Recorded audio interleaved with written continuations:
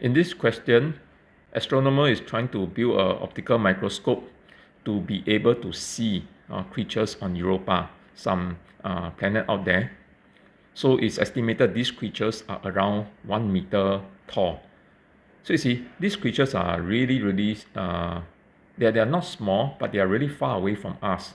So how the angular width, right, okay, when observed from the telescope on Earth, from the creatures one end to the other end, right, will be really, really small angle. So we are hoping, right, that the Rayleigh criterion for the telescope can allow us to see that. That means this Rayleigh criterion, right, must be smaller than the angle subtended, right, by the creature's size. Okay. So the angle subtended by the creature's size, right, is the theta, and that you see on the left hand side, this angle here. How do we know what is this theta? It's simply the size divided by the distance it is from us. Okay, x over L. You may think, right, that why is this so? This is actually, right, more correctly written. This is correct, but you wouldn't appreciate it so much, right, because you are more used to seeing the geometry, right, or the trigo ratios in the normal range of angle. But we are talking about a really small angle. So by right, this is more like a tangent theta equals to x over L.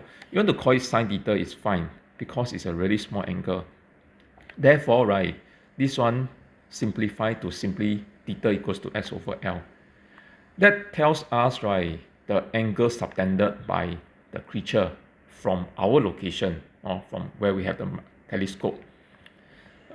That's one. And for the telescope, right, the Rayleigh criterion is simply using the formula lambda over b. So b, right, is actually the opening of the telescope. Okay, it's like the lens, right, the opening, how large is it? And lambda over b gives us this theta, resolving power. Okay, so we are hoping, right, that these two will be equal. I mean, Rayleigh criterion, right, if it's smaller than the angle subtended by the creature, then that's fine, confirm can see. But if Rayleigh criterion is larger than that, that means, right, you can't see, or you can only see things, right, as small as as small as the Rayleigh criterion. Okay. So you combine these two equations, theta goes away. You have x over L equals to lambda over b. So what you're trying to solve is to solve for b. You plug all the values in, and you see that b is equals to 3.8 times 10 to the power of 5. And that gives us option C.